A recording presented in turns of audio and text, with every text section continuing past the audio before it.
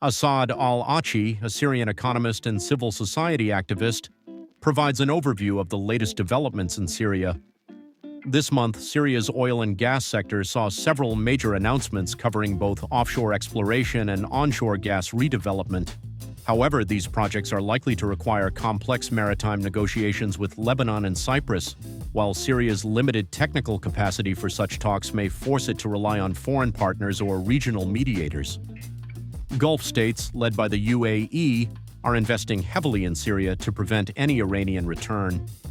Despite Syria allowing U.S. and Israeli warplanes to use its airspace during the Iran conflict, relations with Israel paradoxically worsened as Israel continued incursions into southern Syria. Meanwhile, inflation is surging, subsidies are disappearing, and investment announcements have yet to translate into real jobs, raising fears of an economic meltdown before summer's end. So I think I will start with actually with the bilateral Syrian-Cyprus relationship. To me, it was very surprising to see al-Shara in Cyprus at the informal EU summit. Very surprising for two reasons. One, as far as I know, Turkey was invited and did not come. Please correct me if I'm wrong. So the big question is, did he go regardless of Turkish opinion, or was he encouraged by Turkey to go? We don't really know the answer. But we always, we're still playing on this duality between Shara and Shibani, where Shara is seen more open to the rest of the world and more open to challenge Turkish policy, whereas Shibani is seen more as a Turkish asset or just following what Hakan Fidan would transfer to him. So that was the first sign, like clear sign of maybe a discrepancy or a distancing of Syrian policy and Turkish policy. And then we had just 2 days ago or 3 days ago the first high-level Syria-EU political talks. And interestingly, the only meeting that Shibani had with a European foreign minister was with the Cypriot foreign minister. That could be explained by obviously that Cyprus is currently the president of the European Council. So that's one reason. But when you put it in the continuity of the visit of Shara, it's kind of giving an indication somehow that relations between Syria and Cyprus are not solely defined by what the relationship between Turkey and Cyprus is. And that's very interesting on many fronts, including now the highlights of things, the oil and gas front and maritime delineation, because so we've had two announcements so far. When it comes to offshore exploration, the first announcement was that Chevron was going forward with exploration on Block 5, which is Block 1, which is very interesting because Block 1 is the disputed block between Syria and Lebanon. So in my mind, I don't see how this will go forward further without some form of negotiation between Syria and Lebanon to demarcate that maritime border. And the big visit of the Lebanese prime minister with a big delegation, including the Lebanese Minister of Energy last week, could be the initiation of such negotiations.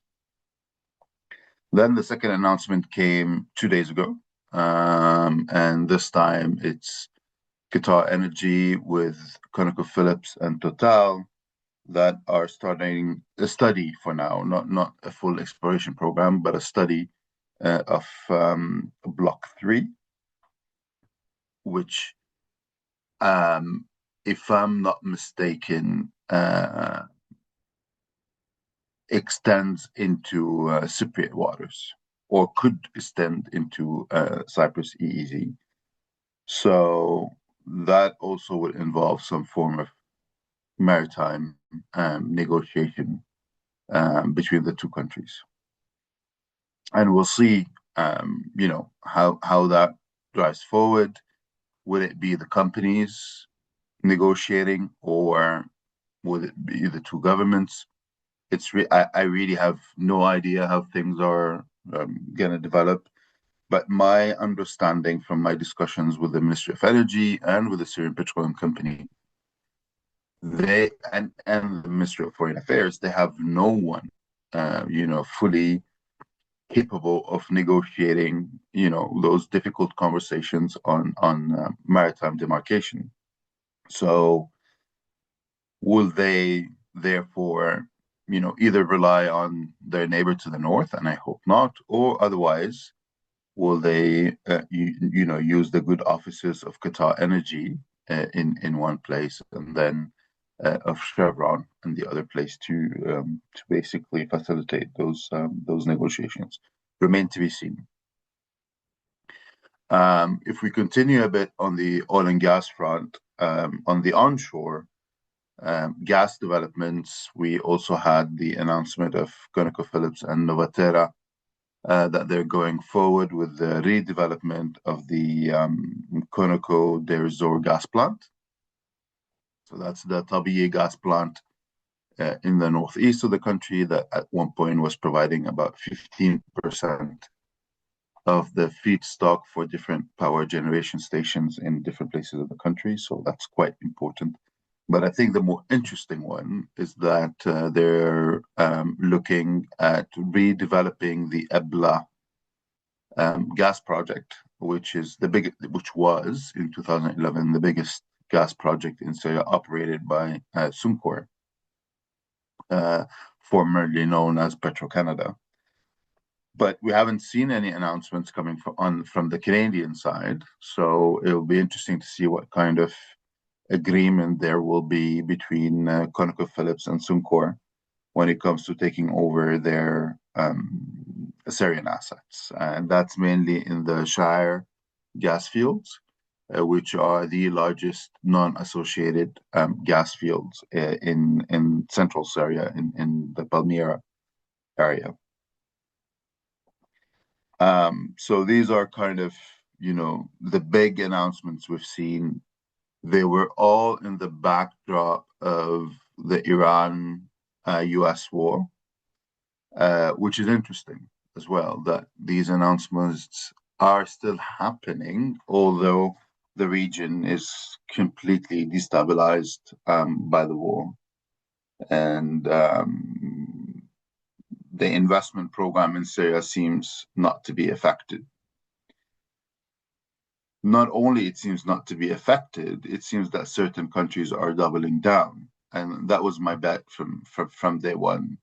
I think avoiding any Iranian influence on Syria is now priority number one of the policymakers, at least in the region.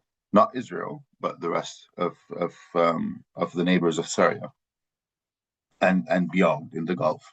So we saw a huge Emirati delegation 4 days ago come to Damascus for a Syrian Emirati investment forum, first ever, where investments up to $50 billion were discussed. And you had every single famous businessman of the Emirates, whether from Dubai or Abu Dhabi, in town, including the CEO of Amar, including the CEO of Arab Tech, the CEO of all the big construction firms, all the big real estate development firms. You had the CEO of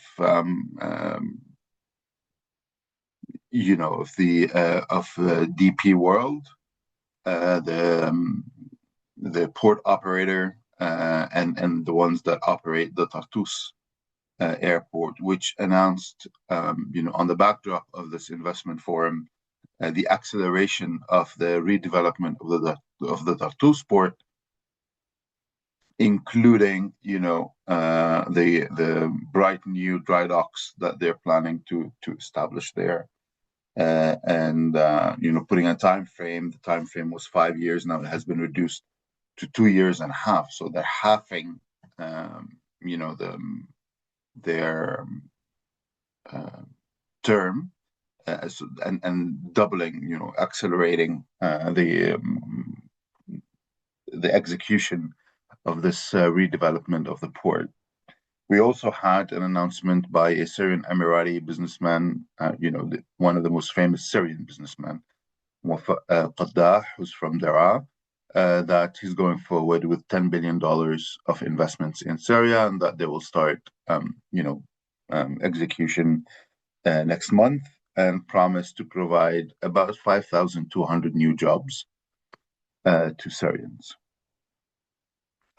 So in my mind, all of this happening while the UAE was one of the most hit countries by the war, tells me that the UAE will do whatever it takes to ensure that there is no Iranian comeback into Syria whatsoever. And that even if Syria is perceived more into the Saudi sphere than the Emirati sphere, there is enough space for both to coexist in Syria at the moment. So I don't see a Yemen scenario or a Sudan scenario yet where the two countries confront, but rather a space big enough where they can both coexist, at least for the time being. And obviously, the UAE is the country that Shara visited the most, 6 times, which is completely surprising. You would assume Turkey would be the country he would visit most, but not. Or you would assume Saudi Arabia, but not. It's actually the UAE. And in his last trip, he took his mother with him, who met with Sheikh Mohammed's mother, and there was this, big embrace, let's say, familial embrace. And now the mother of the Emiratis, as she's referred to, Sheikha Fatma, has decided to rehabilitate the Umayyad Mosque and the entire neighborhood at her own expense. So, we're really seeing the Emirates coming en force, which is, not intuitive, to say the least. On the political front, Syria skillfully, I think, played the neutral card in the Iran U.S.-Israel war. For the first time ever, Syrian airspace was heavily used by Israeli warplanes and U.S. warplanes. And that corridor was widely open, and Syrians kind of turned a blind eye. I mean, at one point, the U.S., not the Israelis, but the U.S. Air Force was comfortable enough to keep its transponders on while flying over Syrian airspace. So you would, if you go to FlightAware or Flight Radar or whatever, you would see, U.S. Air Force flights over Syria, which is a first, at least that publicly. At the same time, they heavily condemned the Iranian bombing of the Gulf countries, and they stayed completely mute on what Israel's doing and the U.S. is doing in Iran. There was no condemnation. There was, they kind of didn't say anything about that. And the only military posture we saw was the heavy deployment of Syrian soldiers along the Syria-Lebanon border. There were all these rumors whether Syrian forces will enter Lebanon again and fight Hezbollah inside Lebanon. But I think the message from Damascus was very clear. We will not do that mistake again. Lebanon is for the Lebanese and for them to deal with. We have nothing to do with that. Our military posture is purely defensive, and also to prevent any form of smuggling of weapons or cash or whatever it is to Hezbollah via that border. And we also, and I don't know if these are just the announced ones. I don't know how true they are, but the Ministry of Interior in the past month announced that they have foiled 3 terrorist attacks by Hezbollah operatives in Damascus. So there's also this messaging, at least, that is coming from the Damascus security forces, that Damascus is now targeted by Hezbollah. So it's not only a defensive, so our deployment along the border is really to protect inside the country, and therefore, and to prevent terrorist attacks by Hezbollah, which has been named, as the planner of these 3-fold attacks so far. So that's also playing into, the anti-Iran, let's say, rhetoric and the anti-Iran axis. But what I would have thought, and some would have thought, that this would have created an opportunity for a relaxation of the Syrian-Israeli relationship, especially after the January 4th meeting between the Syrian side and the Israeli side in Paris, where there was a roadmap put together, etc., and some targets, and the establishment of contact center in Amman, a tripartite contact center, Syrian-Israeli and US. Well, that did not happen. The contact center met once before the war and was kind of put asleep since.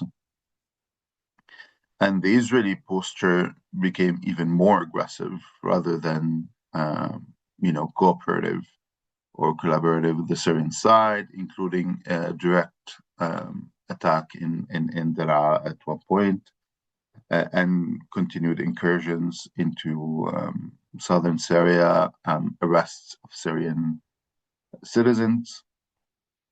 The number that we are hearing, we cannot confirm, but these are the numbers provided by the Ministry of Interior. Is about 216 Syrians have been abducted by Israel so far since December 8th, 2024. And the relationship seems very weird. And, you would have thought the war would have created opportunities for cooperation, but to the inverse, it created more animosity, which I don't, I absolutely don't understand the Israeli perspective on this. It's for me, the only way to explain it is pure paranoia, security paranoia. They don't understand the Syrian side, and therefore they're doubling down on their buffer zone. They're doubling down on their security policy, and preempting any even imaginary risk that might exist on the other side of the border. And this is not helpful at all. To the contrary, this is creating a sentiment in Damascus, not necessarily at the leadership level, but at the file and rank level, where, well, we've made all those openings to Israel, we're, sending all the right messages, we're willing to talk, but all we see from the other side is animosity, aggression, and more and further occupation and infringement on Syrian sovereignty and territorial integrity, so on and so forth. So why continue with this policy? Maybe we should think of doing something else. At the leadership level, the messaging is still very much that we are seeking a security arrangement with Israel, that this security arrangement will create the framework and lay the ground for further negotiations leading to a peace agreement. This is still the official line. It's being repeated all the time, whether by the president or the foreign minister. And what they have in mind is more the Egyptian model than the Abraham Accords. They're more interested into a peace, a cold peace agreement, the way Sadat was able to sign, than and embrace the way the Abraham Accords have developed the relationship between the UAE and Israel, or Bahrain and Israel. But remains to be seen how these things develop further. It was interesting to see when a Lebanon-Israel track was announced. Tom Barak, the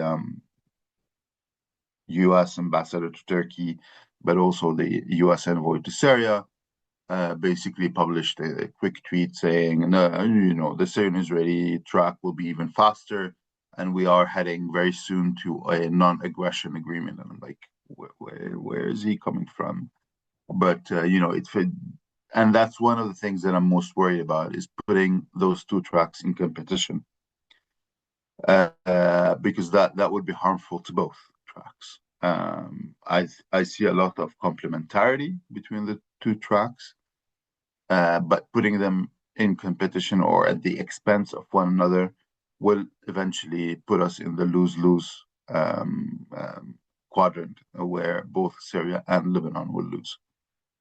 So my understanding is that also there is awareness at the leadership level of both countries, and that was part of the discussion between Shara and Salam with this big Lebanese delegation that came to Damascus last week. On the security front, we've talked about the foiled terrorist attacks by Hezbollah. Otherwise, the situation in the south remains very tense with Sueda. No movement whatsoever there. There are skirmishes every now and then.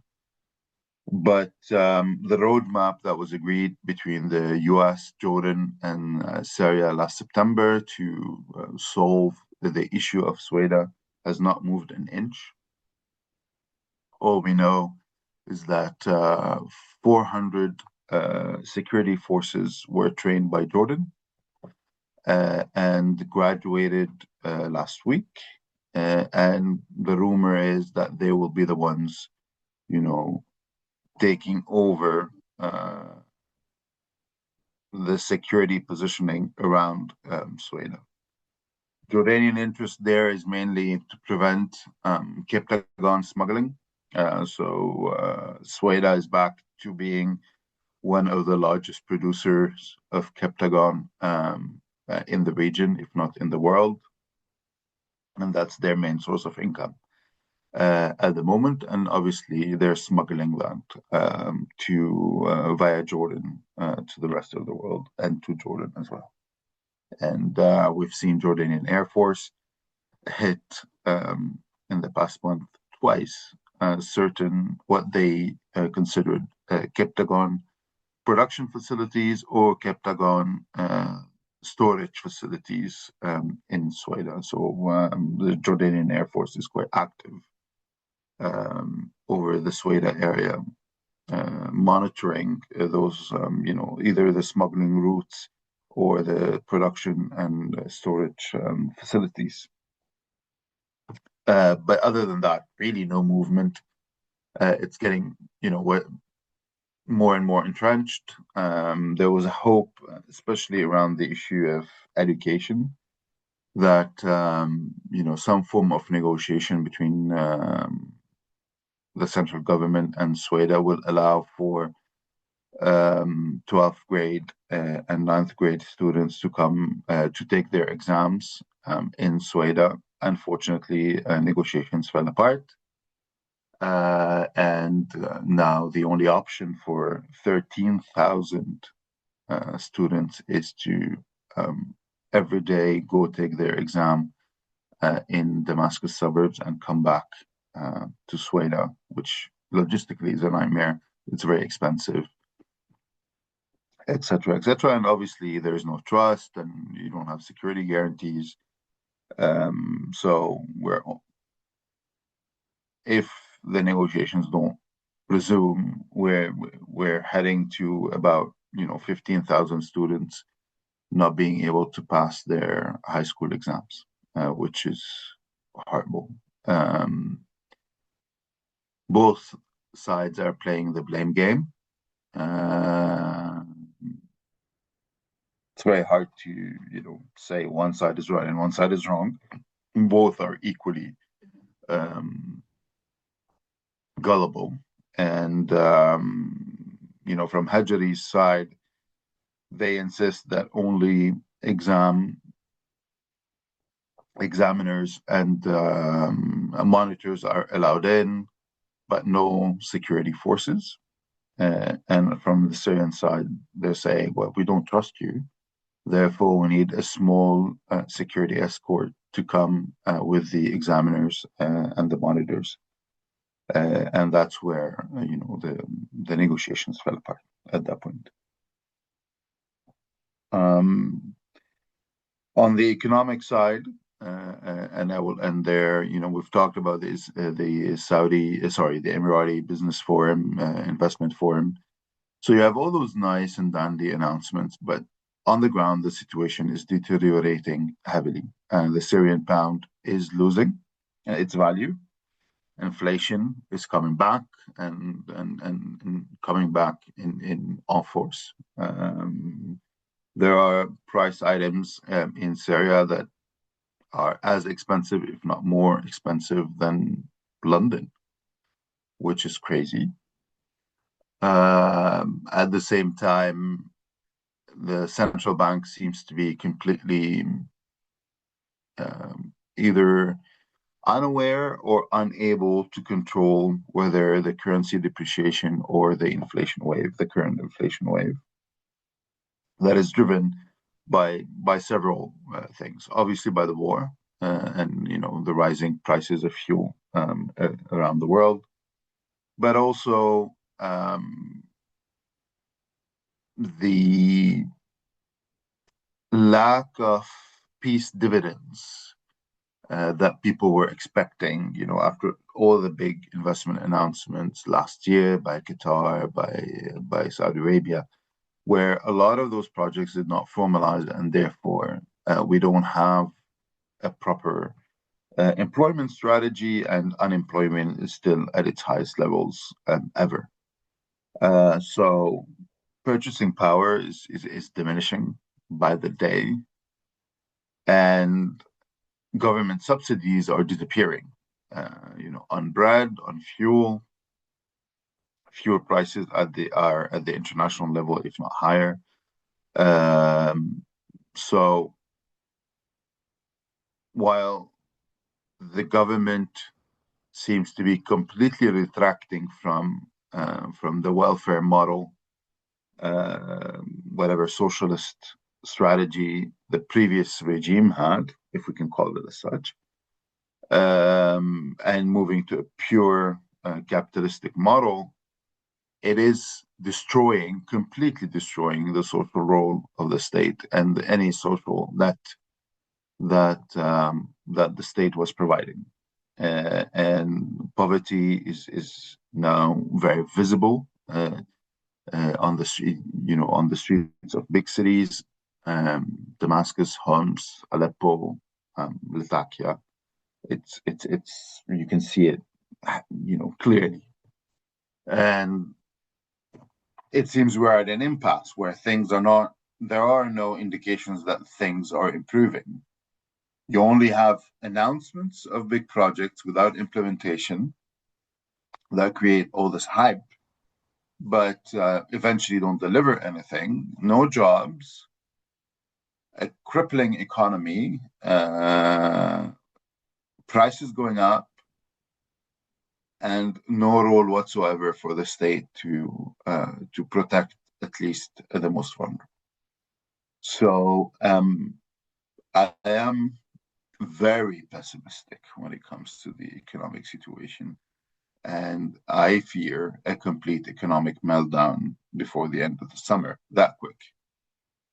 Especially if the state stopped being able to pay salaries to its functionaries, given that the state is still the largest employer in Syria at the moment. So this really, as far as I can think, a tour de table of the different, challenges Syria is currently facing, and opportunities as well. Remains to be seen how things will advance over the summer, whether some of those big investment agreements will materialize and start implementation, or whether we're going to be stuck in this economic collapse cycle and becomes unavoidable.